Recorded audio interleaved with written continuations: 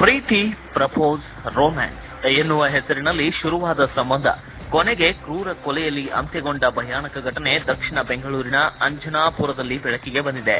27 ವರ್ಷದ ಪ್ರೇರಣಾ ತನ್ನ ಪ್ರಿಯಕರ ಕಿರಣ್ ನನ್ನ ಮನೆಗೆ ಕರೆಯಿಸಿ ವೆಸ್ಟರ್ನ್ ಸ್ಟೈಲ್ನಲ್ಲಿ ಪ್ರಪೋಸ್ ಮಾಡ್ತೀನಿ ಎಂದು ಹೇಳಿ ಕುರ್ಚಿಯಲ್ಲಿ ಕೂರಿಸಿ ಕಣ್ಣಿಗೆ ಬಟ್ಟೆ ಕಟ್ಟಿದ್ದಾಳೆ. ಬಳಿಕ ಕೈಕಾಲುಗಳಿಗೆ ಹಗ್ಗ ಕಟ್ಟಿ ಪೆಟ್ರೋಲ್ ಸುರಿದು ಬೆಂಕಿ ಹಚ್ಚಿ ಅಮಾನವೀಯವಾಗಿ ಕೊಲೆ ಮಾಡಿದ್ದಾಳೆ. ಇಬ್ಬರು ರಾಜಾಜಿನಗರದ ಟೆಲಿಕಾಂ ಅಂಗಡಿಯಲ್ಲಿ ಕೆಲಸ ಮಾಡುತ್ತಿದ್ದು ಕಳೆದ 1 ವರ್ಷದಿಂದ ಪ್ರೀತಿಯಲ್ಲಿ ಇದ್ದರಂತೆ. ಇತ್ತೀಚೆಗೆ ಕಿರಣ್ ತನ್ನನ್ನ ಅಂದರೆ ಆಕೆಯನ್ನ ನಿರ್ಲಕ್ಷ್ಯ ಮಾಡ್ತಿದ್ದಾನೆ, ಮದುವೆಯಾಗಲ್ಲ ಎಂಬ ಅನುಮಾನದಿಂದ ಪ್ರೇರಣಾ ಈ ದುರಂತ ನಿರ್ಧಾರಕ್ಕೆ ಬಂದಿದ್ದಾಳೆ ಎಂದು ಪೊಲೀಸರು ತಿಳಿಸಿದ್ದಾರೆ. ಘಟನೆಯ ದಿನ ಕಿರಣ್ ಒಬ್ಬಂಟಿಯಾಗಿದ್ದಾಗ ಮನೆಗೆ ಕರೆಯಿಸಿಕೊಂಡು ಮೊದಲಿಗೆ ಸಾಮಾನ್ಯವಾಗಿ ಮಾತನಾಡಿದ್ದಾಳೆ. ನಂತರ ಸರ್ಪ್ರೈಸ್ ಪ್ರಪೋಸ್ ಹೆಸರಿನಲ್ಲಿ ಕಣ್ಣಿಗೆ ಬಟ್ಟೆ ಕಟ್ಟಿ ಕೈಕಾಲುಗಳನ್ನ ಕಟ್ಟಲು ಯತ್ನಿಸಿದ್ದಾಳೆ. ಕಿರಣ್ ವಿರೋಧ ವ್ಯಕ್ತಪಡಿಸಿದಾಗ ವಿದೇಶಗಳಲ್ಲಿ ಮಾಡುವಂತೆ ಪ್ರಪೋಸ್ ಮಾಡ್ತೀನಿ ಎಂದು ನಂಬಿಸಿದ್ದಾಳೆ. ಅದನ್ನೇ ಅವಕಾಶ ಮಾಡಿಕೊಂಡು ಪೂರ್ವ ಸಿದ್ಧತೆಯಾಗಿ ತಂದಿದ್ದ ಪೆಟ್ರೋಲ್ ಸುರಿದು ಬೆಂಕಿ ಹಚ್ಚಿದ್ದಾಳೆ.